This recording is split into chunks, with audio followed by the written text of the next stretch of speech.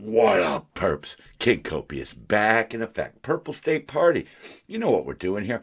Repping America, the center, common sense. And always remember, I love you. I got your back. And if you love America as much as I love America, well, then this one's for you. Betty Cannon. All right. So, you know, election day is upon us. It's coming quickly. Some of us, like myself, have already voted. I'll tell you right up front, I did vote for Trump. There's no way I'm going to let Harris in the White House. I don't trust her. I don't think she's deserved it, and I think she's a poor representation of an American female. Pure and simple. That's what I think. I don't think our first female president should be somebody who slept their way into politics and then was a diversity hire for the vice presidency, especially since she did so poorly in the primaries where nobody voted for her and she dropped out early. Nobody liked her as vice president. She had one of the lowest approval ratings ever. I believe it was the lowest VP approval rating ever. And I want to tell you something else that ties into that. Kamala Harris is a female Democrat who's not white. Surprise, surprise. But that doesn't stop me from voting for Democrat females who aren't white. In my local area, and, local government really does matter because that's the government that sort of touches your life every single day. Those little things that are out there. And this woman, who's of Hispanic descent, she's a mother, she has a couple of kids. Her campaign sent me a birthday card. Imagine that, getting that in the mail. I also got a flyer from her that was laying out her case to continue to be the assemblywoman. And, I didn't agree with all of the different things that she raised money for and all of her stances. But overall, she did a great job.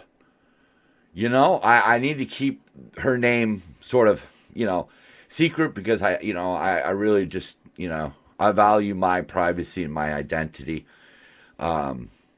But she's a Democrat. She's a female. And I voted for her. I voted for a lot of Republicans. One of the things that I do is when it comes to like voting for judges and things like that, I stay away from people who used to be public defenders. Because we've kind of seen that with Gascon, that maybe coming out of the public defenders, the public defender job doesn't necessarily lead to a good prosecutor. But anyhow, but lately I've really been stepping up, trying to talk to people.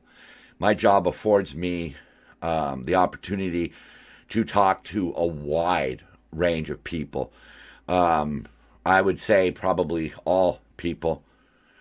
And one thing that I found really interesting, talking to young Hispanic males, young Armenian women, middle-aged black women, older white gentlemen, people like that, I found no support for Harris. In fact, a lot of the black ladies that I talked to are actually voting for Trump. And it goes back to what I was saying earlier about the assemblywoman. If somebody's doing a good job, if somebody has a good plan, then, that's who we should be voting for. We should be not voting for the letter next to their name. And that's one of the problems that we have with the mainstream media. And a lot of people talk about this. Oh, the mainstream media, the mainstream media. And they don't tell the full picture of, like, for example, Trump's tax policies, which benefited people across the board. It benefited the top as much as it benefited the bottom. But unless you watch Fox, you're never going to hear that. And now I know a lot of people, I was talking with my daughter and she brought it up. Oh, she doesn't watch CNN. But what you do see is that commercial breaks. You're watching something on ABC. Coming up at 10, why Trump is Hitler and Kamala Harris is a savior. That's where the mainstream media seeps in. Those little bits of things that they put out. Trump was president, and we survived that. Biden was president, and quite frankly, honestly, we survived it, but somebody shot holes in our lifeboat. And I really don't think that Kamala Harris, with her far left leaning views and her flip flopping and the fact that she's just a puppet of the Democrats, and the Democrats have sold out to the left. I no longer like to call them Democrats. They're leftists. They should have an L next to their name. I don't think she's going to do a good job. I really don't. You know, I understand people wish that there was a better second choice other than Kamala. But the bigger problem really is special interest groups and media. And I want to look at one of these kind of special interest groups right now. Here in Los Angeles, we have this Measure E, okay? See the ad right here. Seconds matter in an emergency. Did you know our 911 system uses old technology built for landlines? 75% of 911 calls to LA County Fire are not answered on time. Old technology adds to delayed responses. Wow, that would seem to be a problem. So let's raise money for that. And how they're going to do that is through a parcel tax, okay? It's a way around Prop 13 and other property tax laws. Now remember, property tax does not just affect people who own property. I mean, houses. It affects people who own property, including apartment owners. So if you start raising this, and it's going to be something like $60 a year per 1,000 square feet of your home, condo, or other property. Even if you don't own it, your rent can still go up. Doesn't seem like a lot. But here's the problem. LA County's annual budget is $46 billion. Now, as those ads said, this is some important shit, right? So why can't they take this $150 million or $160 million that they need a year out of the budget? Because it's being blown on stupid shit. It says right there, if the county supervisors manage the budget correctly, the cost could easily be covered without a tax increase. And this tax increase can go up 2% a year. Forever. This is a way to raise property taxes. Because again, remember here in California, they would prefer it if it was just rich people and the people who clean their toilets. And quite frankly, they are now trying to make middle-class people the people who clean the toilets. And these are the kinds of things that they prey on ignorant voters for. You've got to read these things. Here in California, they have several bond initiatives. If all the bond initiatives go through, plus what we already owe, we're going to be looking at something like $1 billion a year in interest. Now, if you have a credit card, you know, paying interest doesn't pay the principal.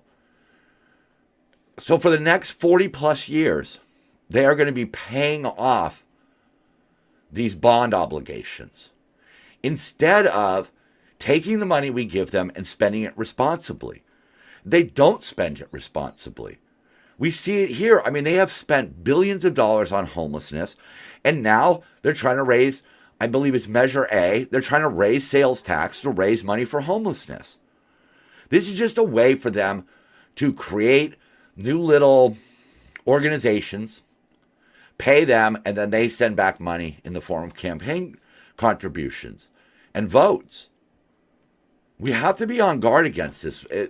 The more ignorant we are, the easier it is for them just to slide this kind of crap on by. Speaking of crap, massive shootout sparks battle be up to 600 people in France. Yeah, in France. I believe it was some sort of Guatemalan gang versus a North African gang over drug territory, essentially. Fortunately, they were bad shots and only a few people ended up injured. A couple of them are more than likely going to die. Well, it goes to why what has happened in Europe and what has happened here in the United States with this sort of open border policy. You can call it whatever you want. Okay, parole, whatever frickin' name they want to put on it. When you legally immigrate to the United States, you have to go through a process. The people who are willing to go through that process obviously want to be here. They come here and they make the best of the opportunity. On the other side of that coin are the people who come here illegally, with the goals of running a criminal enterprise in a more prosperous nation than where they were running it. If you were dealing drugs, wouldn't you rather deal drugs in the United States where they have soft on crime approaches and you have more money than in Venezuela or wherever else? It's the same thing that's happening over in France. People would rather sell drugs and be poor in France than to be poor or to sell drugs in some random country, okay? I don't want to besmirch any countries. And I don't besmirch these people. I understand that their countries have issues. But it's not for us to take those people in. That's not our responsibility. If we could help their country better itself, well, that'd be great. But unfortunately, we have a long history of that failing. A lot of people like to blame the United States, Britain, France, places like that for screwing up countries. The truth of the matter is that the people in those countries screw up those countries. And when that same way of thinking comes to America or to France, can end up with the same result. They're just there to exploit. These migrants who are in France, who make up these gangs, are not there because they want to live in France. They're there because they see an opportunity to exploit.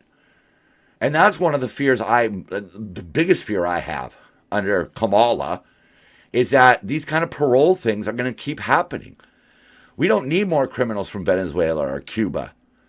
We don't need that. We don't need more poor people coming here, straining our already strained system. We've seen it. Look, we've seen it time and time again. Cities and towns across America are being flooded. And I hate to use the word flooded. It makes me feel like I'm preaching hatred towards these people. And I'm not. It's not a workable situation. That's all it is. I wish everybody could have a happy, fulfilling life. But we, as a country, or France, or England, or some of these other countries, Norway, Sweden, Denmark, we don't have the resources to make that dream come true for everybody. And in some cases, what we're seeing is that people are just trying to exploit our good nature. Really bothers me how the left really seems to defend Muslims as though they are the single most important class of people out there. They besmirch Jewish people, Catholic people, Christian people, people of all different faiths, but they love the Muslims. They love Islam. I don't know why. Probably goes something like, they're just afraid of the bad guy. They think if they could be on the bad guy's side, maybe the bad guy won't hurt them. But look at what's going on with the Taliban. The Taliban bans women from hearing other women's voices. The Taliban has banned women from hearing other women's voices in its latest attempt to impose a hardline version of Islamic law. In a rambling voice message, the country's Minister for the Promotion of Virtue and Prevention of Vice announced this bizarre new restriction on women's behaviors.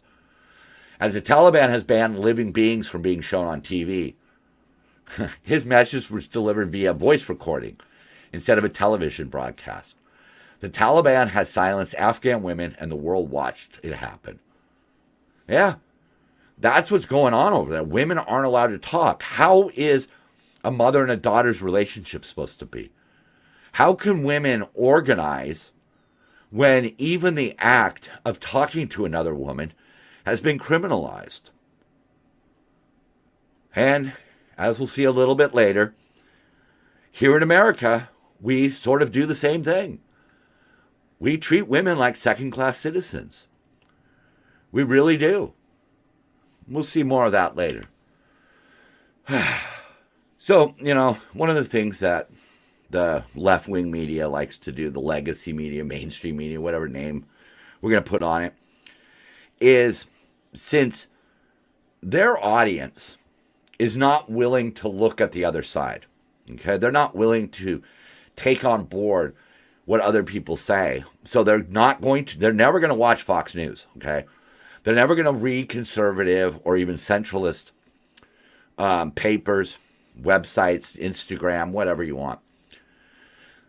The Trump bloodbath comment and his latest on Liz Cheney have both been exaggerated and taken out of context, all while the press imagines apostrophes to excuse Joe Biden.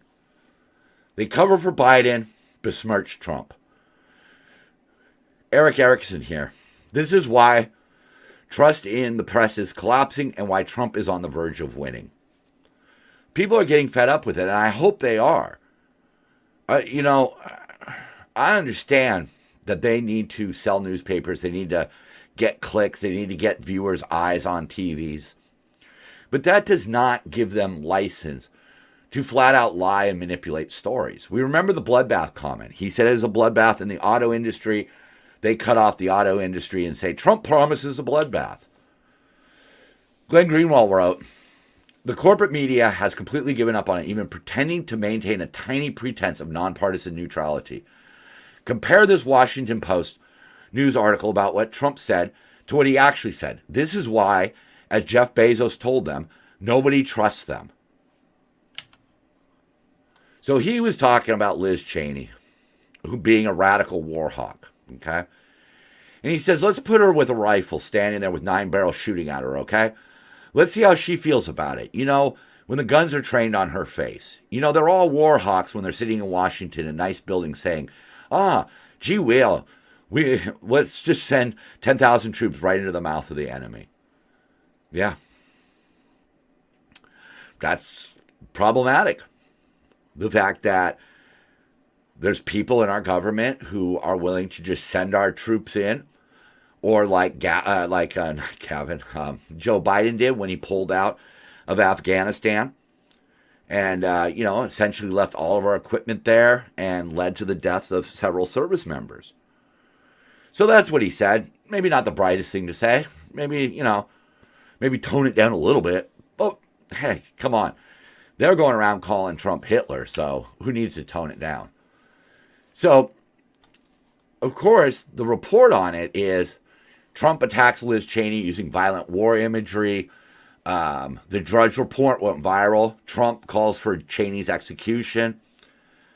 Again, they spin it. They make people think, oh my goodness, like Trump's threatening to kill people now. But that's not the reality of it, is it? Zach Beauchamp here. He's from Vox. He's from a left-leaning news site. Folks, Trump didn't threaten to execute Liz Cheney. He was actually calling her a chicken hawk, something liberals said about her for ages. Look at the context. Trump is talking about giving her a weapon. Typically, people put in front of firing squads aren't armed. Good point. And, that's somebody who's spent most of their career siding with the left.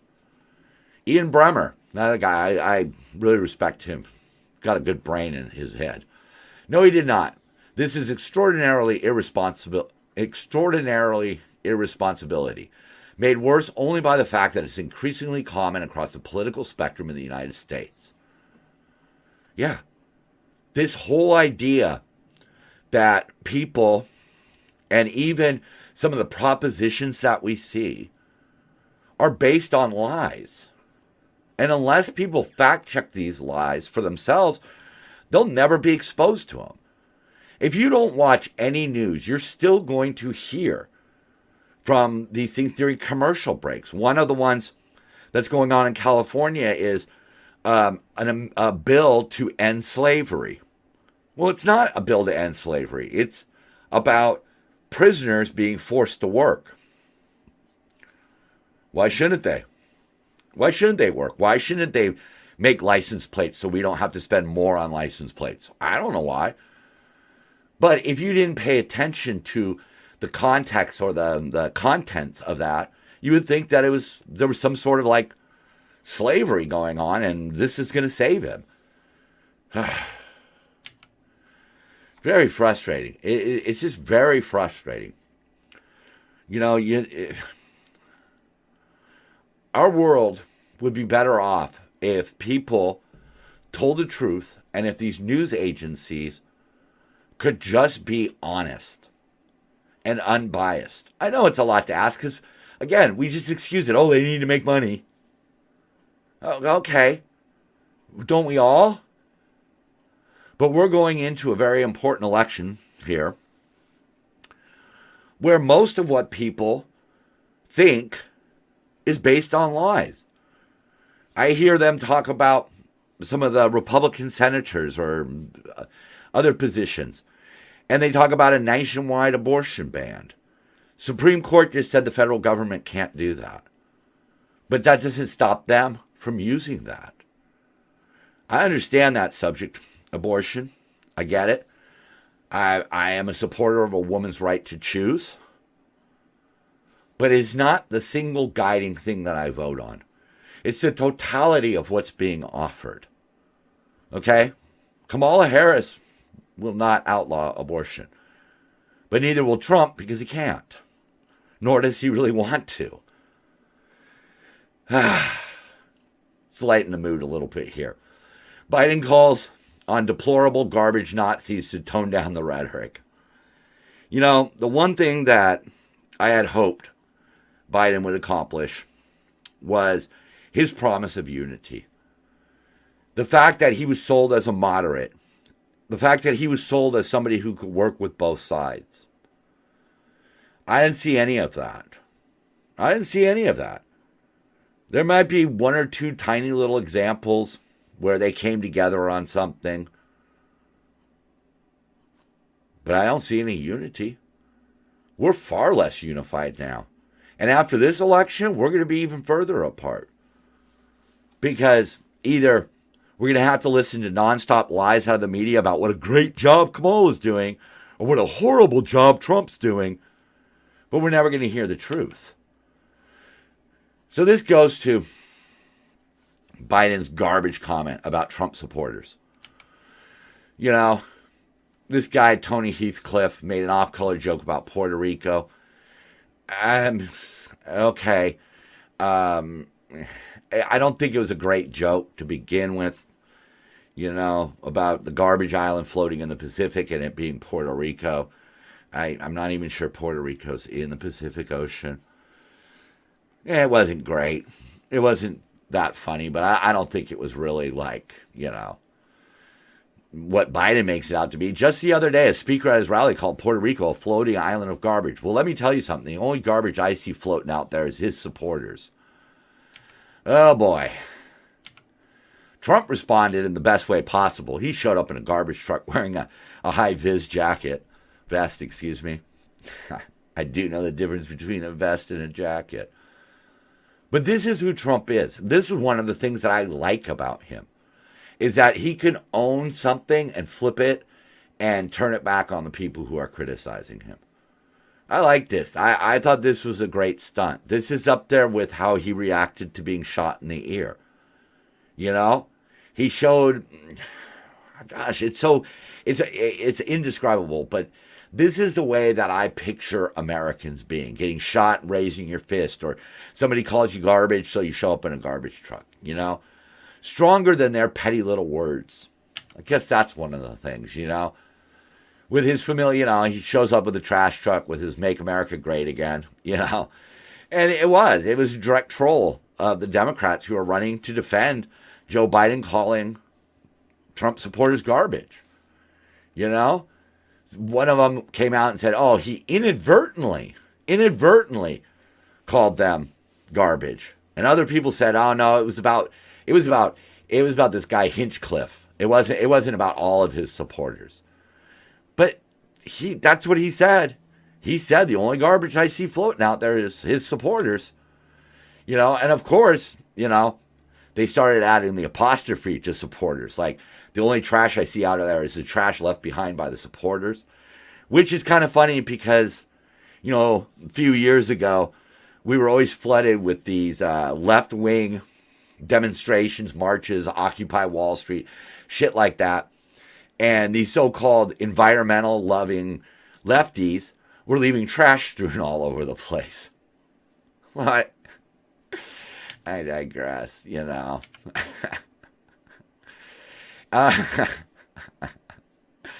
So when Trump showed up, he said, how do you like my garbage truck? The truck is in honor of Kamala and Joe Biden. For Joe Biden to make that statement, it's really a disgrace. Kind of is. I mean, you know, from a guy who promised unity, it's certainly not going to help with unity. And, you know, of course, Joe Scarborough, from MSNBC, the lefty's biggest cheerleader, accused Trump and his supporters of hypocrisy for being outraged over Biden's misstatement, which he quickly corrected. He called it laughable, claiming that Trump has said similarly offensive remarks every day. Okay, where are they? Where are they? Joe went on to say, it makes me sad for those voters that Donald Trump and his people on TV really think that Americans are that dumb. Really? Okay. Norah O'Donnell, said it was a campaign stunt that gave Joe Biden no grace for his gaffe. Really? Really? Okay. I think the days of giving Biden a pass on...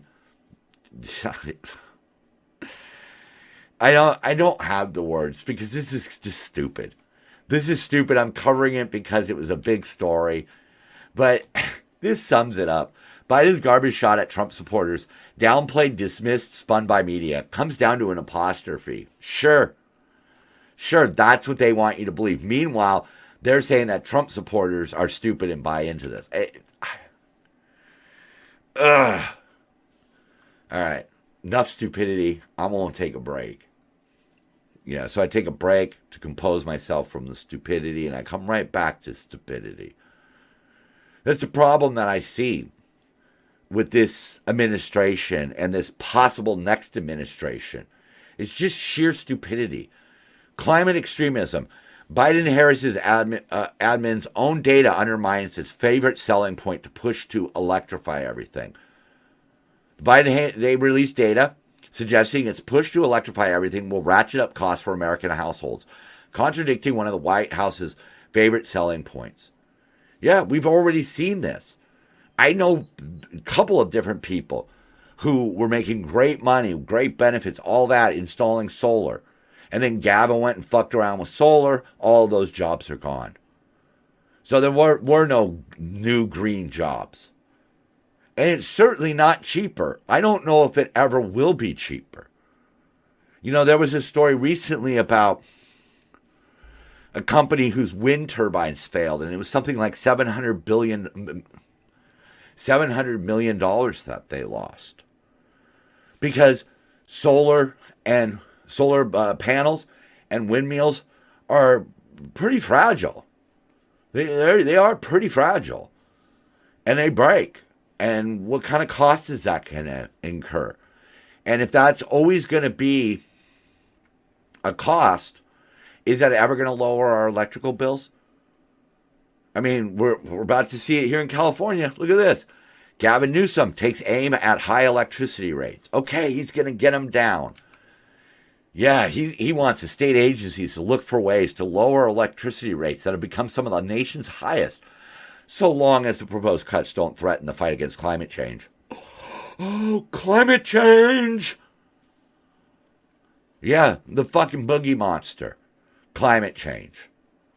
Even if California does everything possible, it will not reduce what's going on with our climate.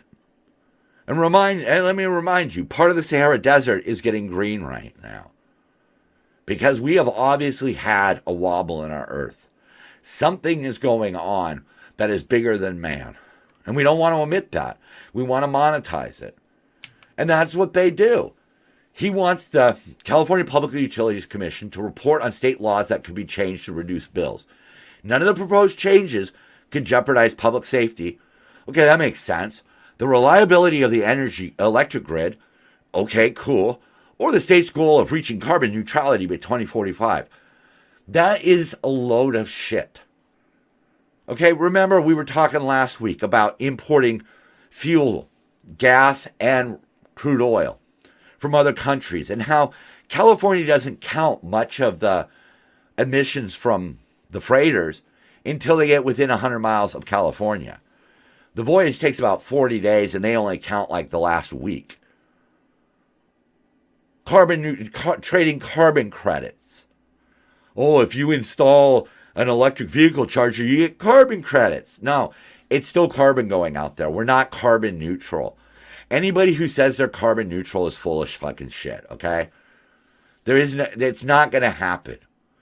Everything we do will pollute the planet no matter what we try, how we frame it, how we phrase it. Cleaning up the things that use coal and fossil fuels, that makes more sense than this cliff that we're driving off of right now. He's not going to be able to lower our electrical bills at all. At all. Because the energy companies here in California are still paying off all the wildfire damage. And it's really funny how up north, where Edison has several operations, they rarely have forest fires because they maintain the area around them. They clean up the forest.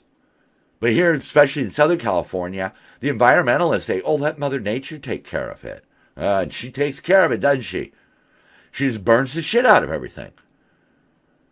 But of course, we're just going to blame the power company. The power company is going to have to absorb a giant loss. They could talk about their profitability and all of that bullshit. These companies are looking at a very uncertain future because they don't know what's going to come next.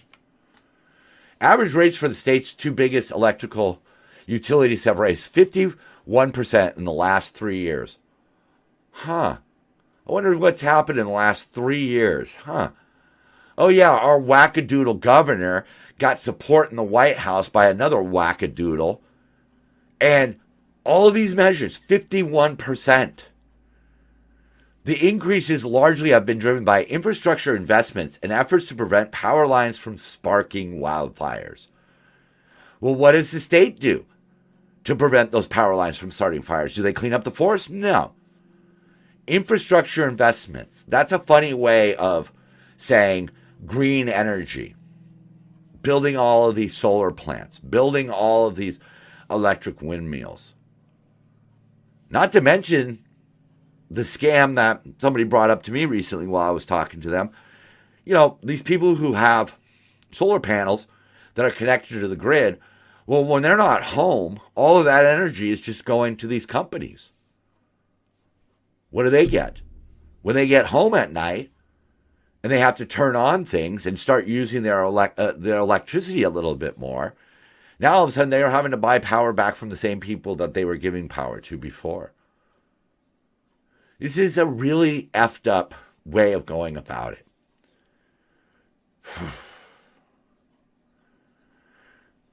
And if Kamala gets in, that is going to be 4 more years of Gavin Newsom and the Clean Air Resource Board of California and the Coastal Commission of California doing whatever they want.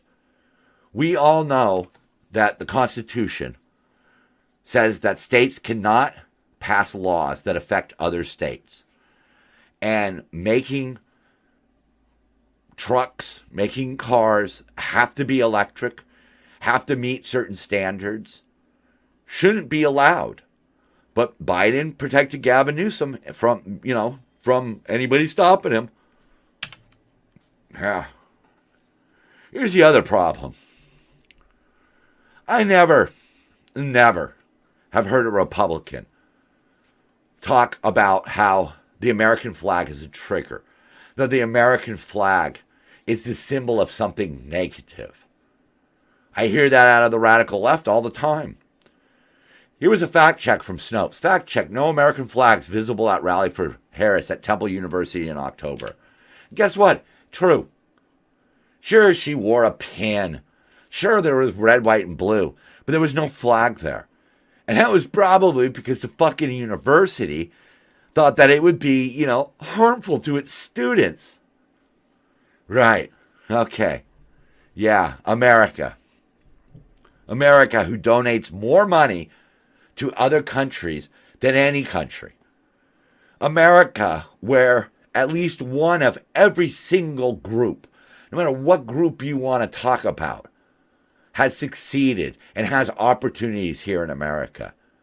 I'm sorry, but I don't see it anywhere else in the world. There are a few countries in Europe, that have people who do well, but nowhere close to the diversity of America. Our flag is the symbol of hope and prosperity, of opportunity. Okay? Unfortunately, Kamala and her supporters, people who vote only for the D, do not see that. They see all of the negative history. And they think that the negative history somehow discounts our modern day ethics, so to speak. Look at the Taliban. They won't let women talk to women? Come on. Are you kidding me? And these are the people that So, Kamala had several offensive pitches to women. If you vote GOP, it's because your man makes you. They literally were putting Post-it notes inside women's toilets, reminding women that your vote's secret. Because the only reason a woman would vote for Donald Trump is because her husband made her, or her father made her. All right? My daughter's free to vote for Kamala all she wants. Okay? And if she actually gets around to actually filling out her ballot, that's cool. I found out less than a year ago that my own wife had voted for Hillary Clinton.